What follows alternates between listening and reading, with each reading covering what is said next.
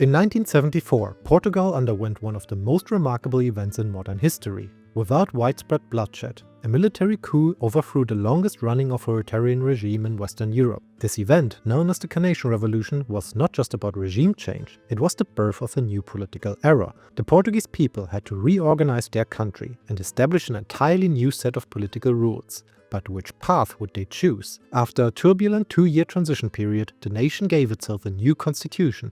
At first, it was an eclectic compromise, but would develop to a modern framework for a Portuguese democracy with its very own spins. A system born from a revolution. So let's see how it all unfolded, as we explore the political system of Portugal.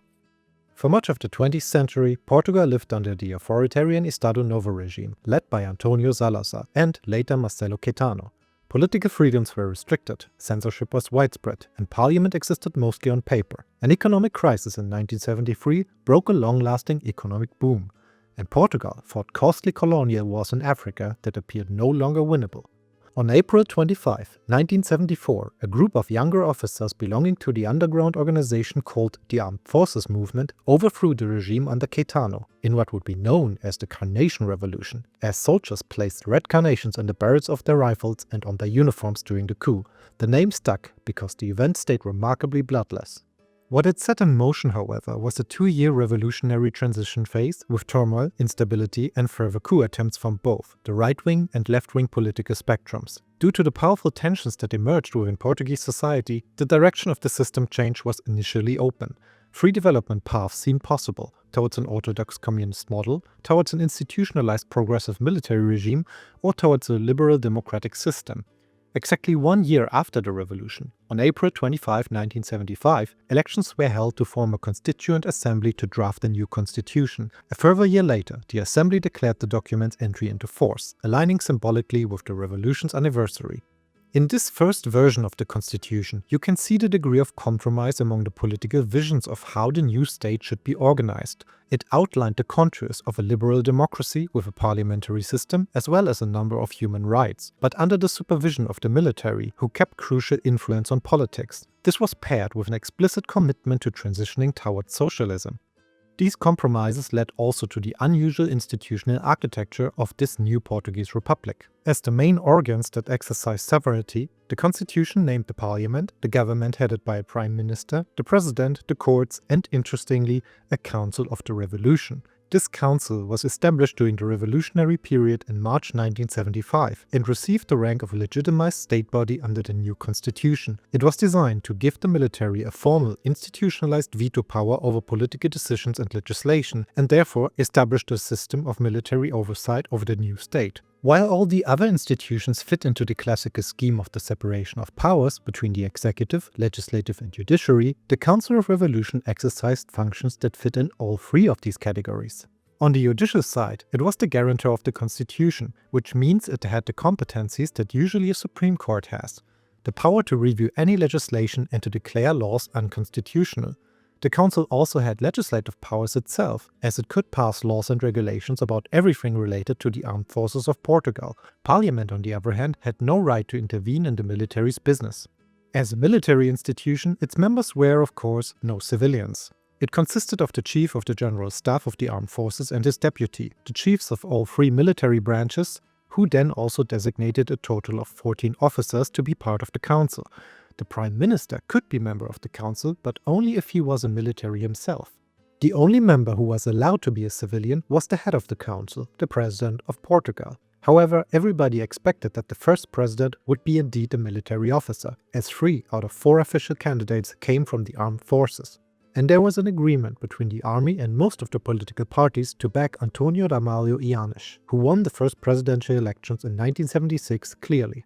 The President of Portugal is elected directly by the people for 5 years and can serve 2 consecutive terms. Afterwards, it is possible to run for president again, but there must be a 5-year break before a potential 3rd term. He officially signs and promulgates the laws, has the right to grant pardons, and appoints the Prime Minister and other members of the government.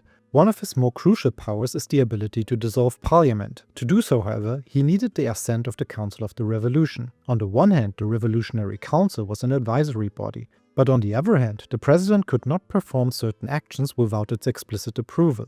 This was also the case when deciding on war or peace, determining wherever and when the president could leave the national territory, and declaring a state of emergency.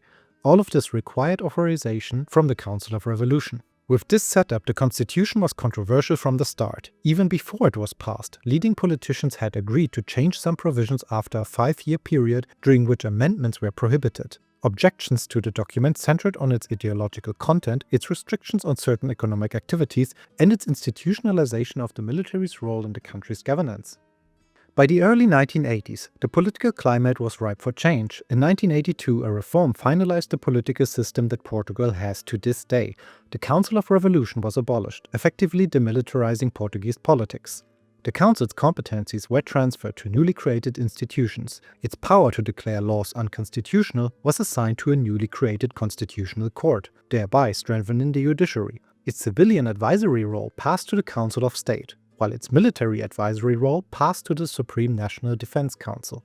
Both are chaired by the president and have no legislative competencies, which ultimately shifted power more strongly towards parliament. The unicameral parliament in Portugal is called the Assembly of the Republic, and it must have a minimum of 180 and a maximum of 230 members. Eligible to vote are Portuguese citizens from the age of 18. Parliament members serve a term of 4 years and are elected by a system of closed-list proportional representation, which effectively means voters can only vote for political parties as a whole, instead of voting for specific candidates. Portugal is one of the few countries in Europe whose constitution specifically enshrines political parties as the primary organizers of political life. This might be surprising, as political parties are, of course, an important part of political life in every democratic system. But in the vast majority of constitutions, you will not find a single word about parties. They will just form naturally in a democratic system and are therefore not an essential but an accidental part of a constitutional system. Not so in Portugal, where the constitution tasks political parties explicitly with the organization and expression of the will of the people. As such, political parties have constitutional status and are specially protected. Parliament itself took over some competencies from the Council of the Revolution. It is now the assembly that confirms if the president may declare state of emergency and authorizes the president to make war or peace. It ratifies treaties and has traditional control over the state budget. Although Parliament does not elect the Prime Minister and the Cabinet directly, since they are appointed by the President, it still controls and questions the government through various constitutional checks. Within 10 days after their appointment, the government must submit its program to Parliament for consideration. If Parliament rejects the program, the government must resign. The Assembly can further start a vote of no confidence at any point and remove the government by absolute majority. Portugal has therefore a system of negative parliamentarism, where the Assembly does not bring the government into power directly, but has instead the power to dismiss it. In practice, every government will need Parliament to pass important legislation, but especially with unclear majorities, there's room to create governments beyond parliamentary representation. At the very beginning of Portugal's new republic, its first president Dianis clashed on various occasions with the Assembly. In 1978 and 1979, he appointed 3 cabinets that were called governments of presidential initiative, essentially an executive that does not reflect the parliamentary composition. But all these cabinets were short-lasting. The constitution explicitly states that the president must consider election results and consult the parties with seats in parliament when appointing a prime minister. While in many other countries this is done by tradition, the constitution of Portugal is very specific here, and the president usually cannot appoint a prime minister against the reality of the majorities within the assembly. Still, the government is constitutionally accountable to both the president and the Assembly of the Republic. Overall, Portugal is classified as a semi-presidential system. The president does not hold direct executive power, unlike his counterpart in the United States, but he is also not a purely ceremonial figure like the federal president of Germany. He holds crucial reserve powers, and his significance grows in times of crisis. He is, for example, able to remove the government to ensure the normal operation of the democratic institutions, a condition that is rather vague and open to interpretation. He can also dissolve parliament at his discretion, a power commonly known in Portugal as the atomic bomb, as it forces new elections. The president furthermore has a veto right, although it is only a suspensive one. Within 20 days, the president can send a bill back to parliament with a request for revision, but parliament can overturn that veto by absolute majority. But Portugal also has regions that have a stronger degree of self-governance. Since 1976, special status has been given to the Azores and Madeira as autonomous regions. After the revolution of 1974, several of its colonies were granted independence, but the Azores, Madeira and Macau were deemed either impractical to decolonize or too close in ties to continental Portugal. Due to their distinct geography, economy and cultural situations, the autonomous regions were formed, while Macau remained a territory until it was handed over to China in 1999. As defined by the Portuguese Constitution, an autonomous region possesses its own political and administrative statute. Both have a regional executive headed by a president and a regional legislative assembly. The President of Portugal appoints in consultation with the government a representative of the Republic to each autonomous region, whose term lasts as long as the president's. These representatives fulfill the functions of the Portuguese president within the autonomous regions, meaning they appoint a regional government in accordance with the election results and possess a suspensive veto over legislation passed by the local institutions.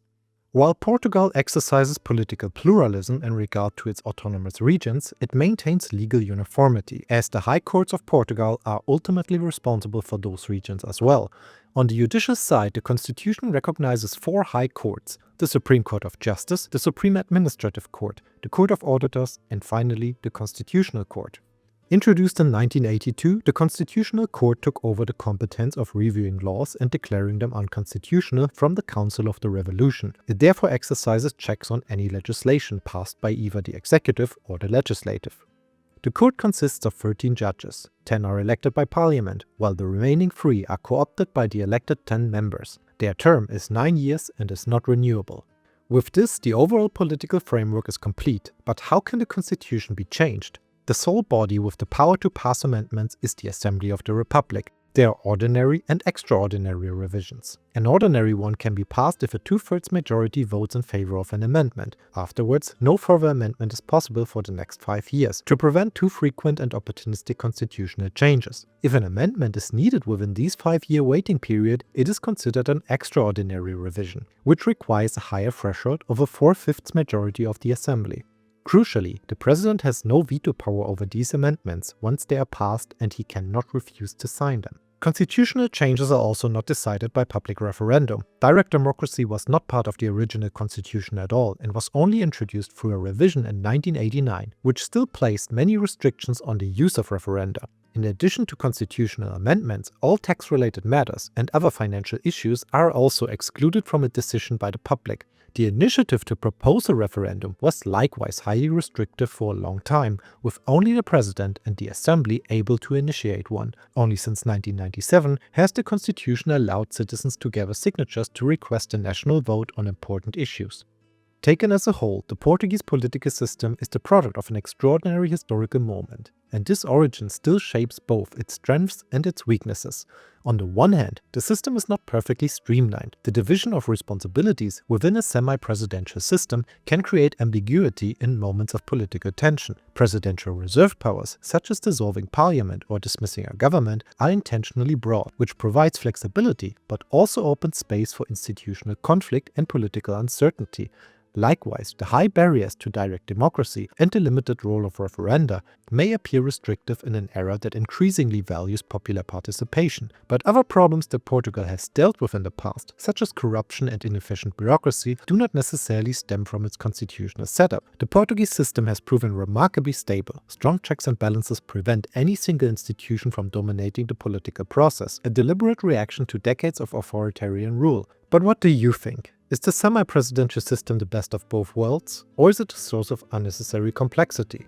Would Portugal benefit from choosing a more definite path, like deciding for either a strong presidential office or a purely ceremonial figurehead? Let me know your thoughts in the comments below. Thank you for watching, and see you soon.